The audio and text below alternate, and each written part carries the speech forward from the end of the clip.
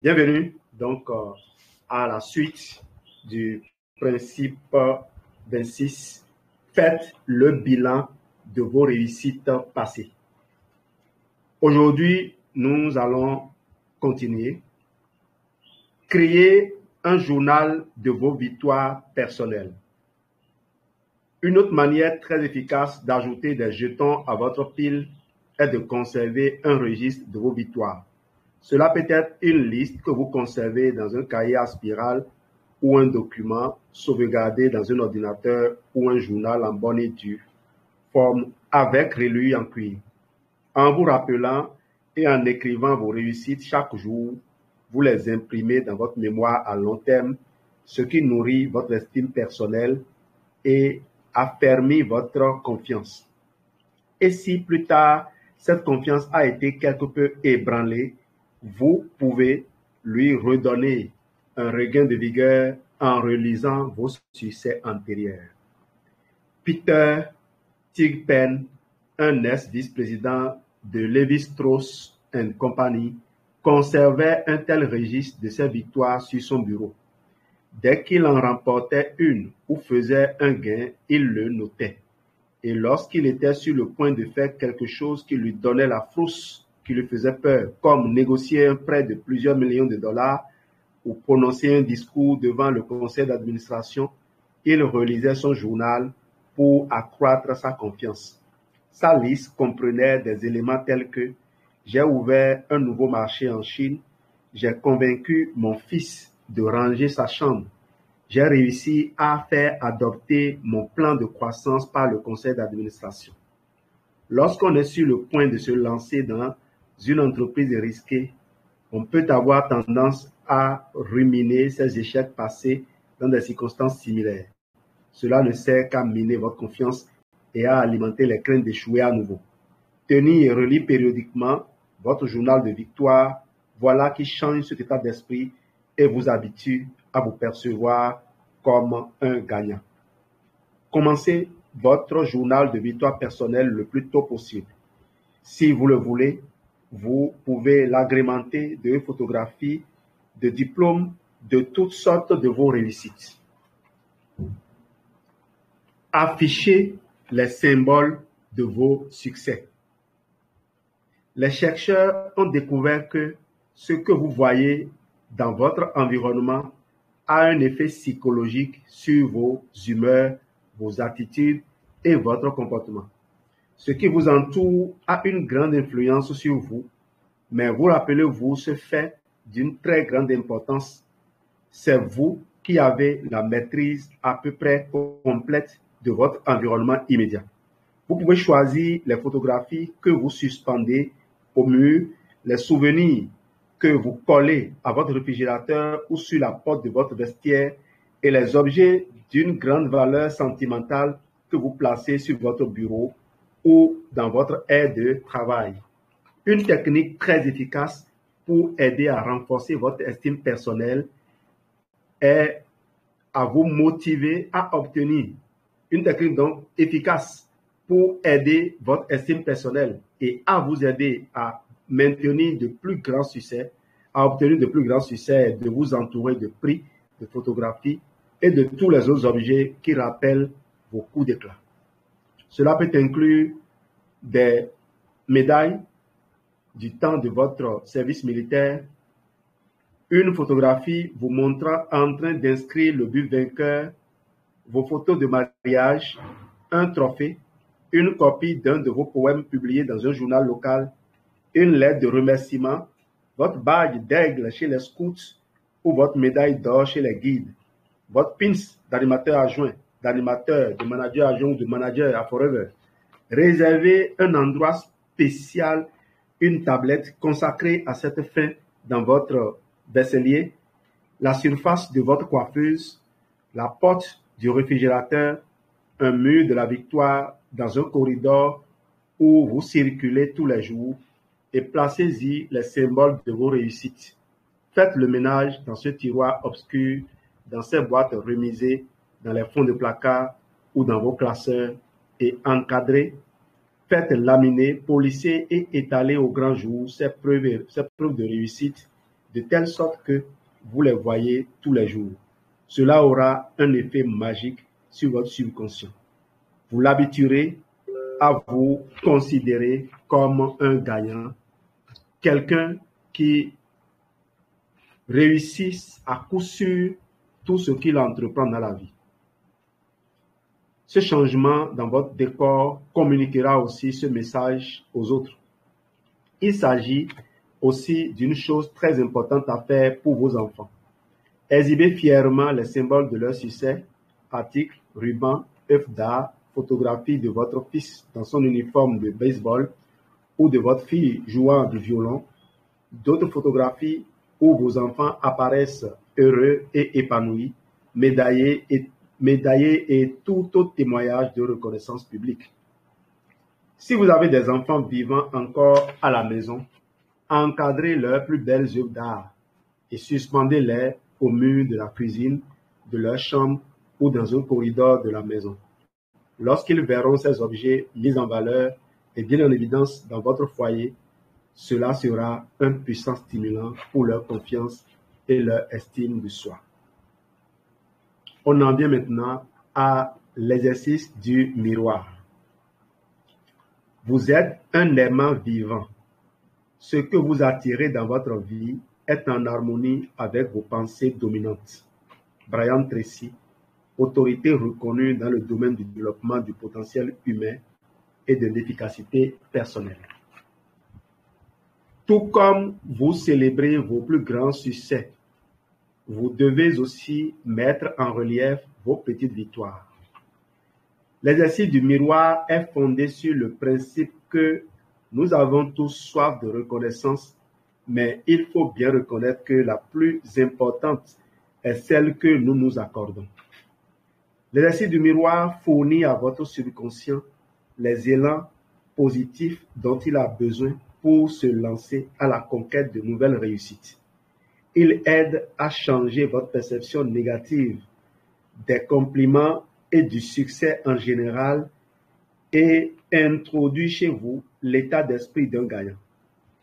Faites cet exercice pendant un minimum de 3 mois.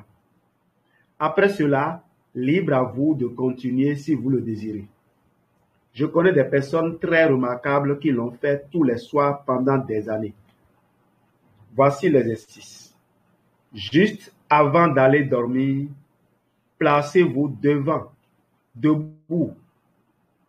Juste avant d'aller dormir, placez-vous debout devant un miroir et manifestez-vous ouvertement de l'appréciation pour tout ce que vous avez accompli pendant la journée. Commencez par regarder la personne que vous voyez dans le miroir, droit dans les yeux, l'image que celui-ci vous renvoie. Alors, appelez-vous par votre nom et commencez par énumérer à voix haute les choses suivantes. Toute réussite professionnelle, financière, éducative, personnelle, physique, spirituelle et émotive. Toute discipline personnelle que vous vous êtes imposée, régime, exercice, lecture, méditation, prière. Toute tentation à laquelle vous avez résisté, décès, mensonges, abus de télévision, de veiller trop tard, de boire immodérément. Regardez-vous droit dans les yeux pendant toute la durée de l'exercice. Lorsque vous aurez terminé, félicitez-vous, complétez l'exercice en continuant à vous regarder intensément dans les yeux et dites « Je t'aime ». Restez là encore quelques minutes pour ressentir vraiment les bienfaits de l'expérience, comme si vous étiez la personne dans le miroir qui vient de faire l'objet de ce témoignage d'appréciation. L'astuce pour que la dernière partie de cet exercice soit efficace, c'est de ne pas détourner votre regard du miroir parce que vous êtes gêné ou parce que vous avez l'impression que l'exercice ou vous-même avez l'air ridicule. Voici ce que l'exercice pourrait donner. Jean-Louis, je tiens à t'exprimer mon appréciation pour les choses suivantes que tu as faites aujourd'hui. D'abord, je suis content que tu te sois couché à une heure raisonnable plutôt que d'être resté debout à regarder la télévision jusqu'à une heure avancée. Tu t'es levé en pleine forme ce matin et tu as eu une bonne conversation avec Geneviève. Et après, tu as pratiqué tes 20 minutes de méditation avant de prendre ta douche. Tu as aidé à préparer le petit déjeuner des enfants et tu as avalé un petit déjeuner sain, faible en gras et en glucides. Tu es arrivé à l'heure au travail et tu as bien dirigé la réunion de l'équipe de soutien. Tu as permis à tous d'être à l'écoute des émotions des autres et de tenir compte de leurs idées et tu as su comment t'y prendre avec les plus anxieux. Voyons voir. Oh oui, tu as pris un bon petit déjeuner santé. Tu n'as pas oublié de prendre ta canette de fave, une soupe et une salade et tu as refusé le dessert qu'on offrait. Et tu as bu les 10 verres d'eau que tu t'étais engagé à boire tous les jours. Et après, tu as fini de revoir le manuel d'orientation et tu as pris un bon départ dans la mise au point du calendrier du programme de formation en gestion qui aura lieu très prochainement. Et ensuite, tu as consigné tes réussites de la journée dans ton journal de succès avant de quitter le travail. Oh, tu as aussi manifesté de la gratitude à ton adjoint pour son bon rendement de la journée. C'était vraiment merveilleux de le voir resplendir de joie. Et lorsque tu es revenu à la maison, tu as passé de très beaux moments avec les enfants, avec Jacques Leroy en particulier, et ensuite, tu leur as lu une histoire. C'était vraiment un moment privilégié. Et maintenant, tu vas au lit à une heure raisonnable plutôt que de passer la nuit entière à surfer sur les réseaux sociaux. Tu as vraiment été formidable aujourd'hui. Une dernière chose, JL, je t'aime. Il n'est pas habituel de ressentir certaines réactions les toutes premières fois qu'on fait cet exercice. Vous vous sentirez peut-être ridicule, gêné. Il se peut même que vous ayez envie de pleurer. Peut-être pleurerez-vous en effet. Et généralement, vous serez très mal à l'aise. Il arrive parfois que certaines personnes font de l'urticaire, ressentent des bouffées de chaleur, transpirent ou se sentent légèrement étourdis. Rien d'étonnant lorsqu'on fait une chose d'aussi inhabituelle. Vous n'avez pas été éduqué à reconnaître vos propres mérites. En fait, vous avez été conditionné à faire exactement l'inverse. Cesse de chanter tes louanges. Ne t'enfle pas la tête. Ne sois pas aussi collé-monté. L'orgueil est un péché. Lorsque vous commencez à être plus positif à votre égard et plus tendre envers vous-même, il est normal que vous éprouviez des réactions physiques et émotives intenses. Vous êtes en train de vous libérer des profondes blessures parentales, des attentes irréalistes de votre milieu et de votre propre jugement critique. Si vous expérimentez ces symptômes et un grand nombre de personnes les vivent, ne les laissez pas vous arrêter. Ils s'estomperont et s'évanouiront après quelques jours. 40 jours après avoir commencé à pratiquer l'exercice du miroir, je me suis rendu compte que tous mes dialogues internes négatifs fondaient comme neige au soleil.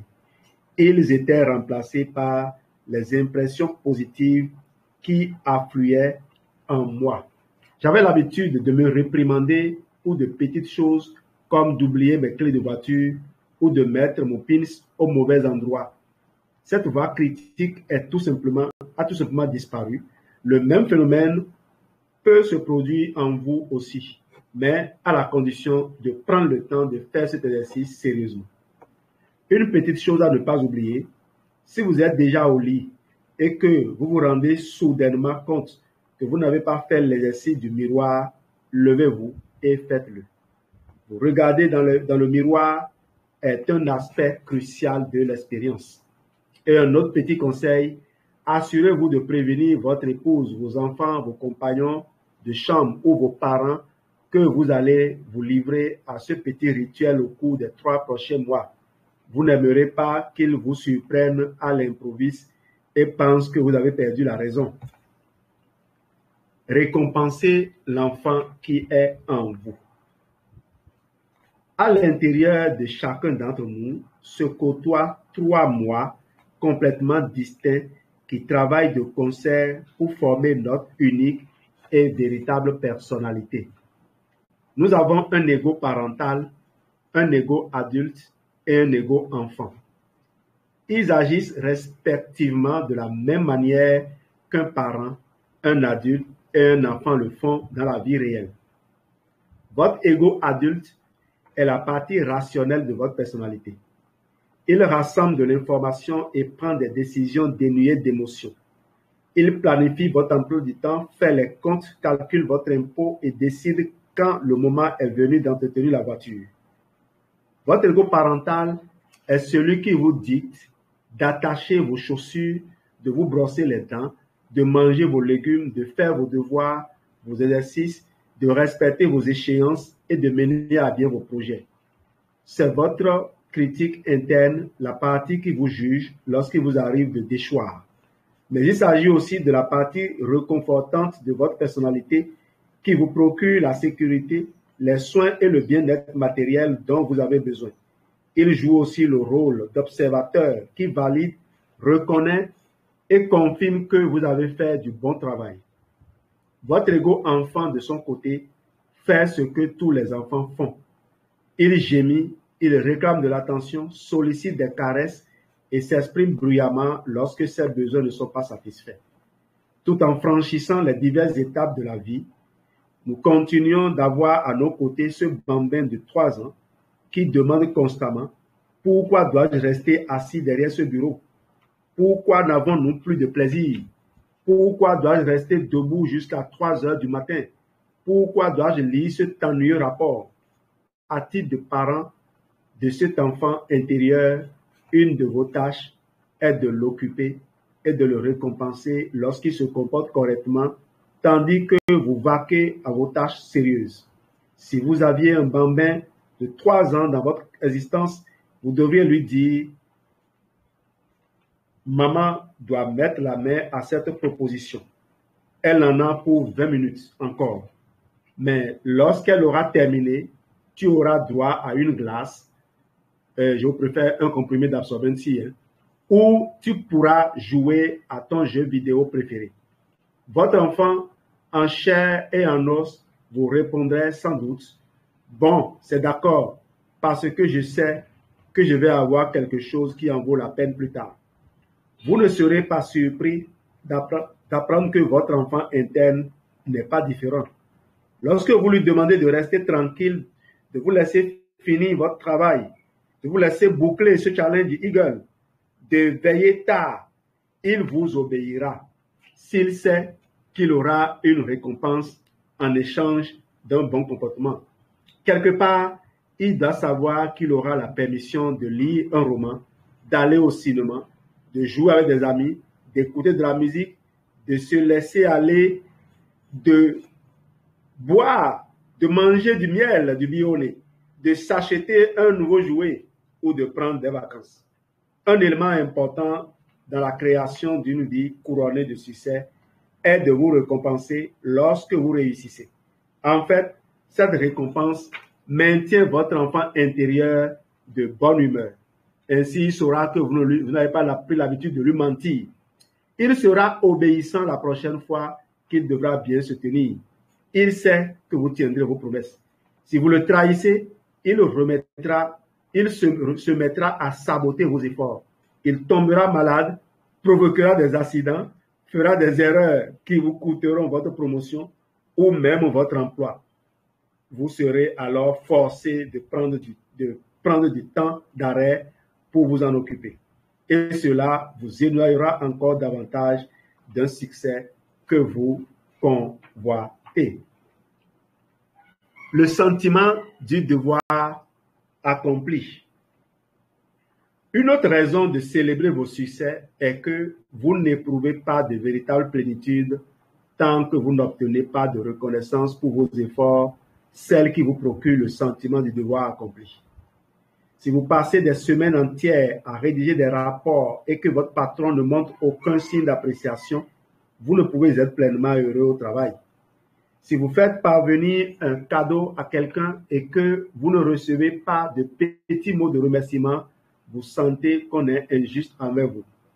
Votre esprit exige que la boucle est bouclée. Et bien sûr, ce qui est encore plus important que le sentiment d'avoir terminé quelque chose, le fait de récompenser vos succès amène votre subconscient à se dire « avoir du succès, c'est cool. Dès que j'obtiens du succès, nous faisons quelque chose d'amusant. » Jean-Louis comblera un de nos désirs ou nous invitera quelque part. Procurons-lui un autre succès, ainsi Jean-Louis nous amènera encore jouer avec lui. Les récompenses que vous vous attribuez pour vos victoires renforcent le désir du subconscient de travailler encore plus dur pour vous. Il s'agit simplement d'un trait de la nature humaine. Infiniment merci.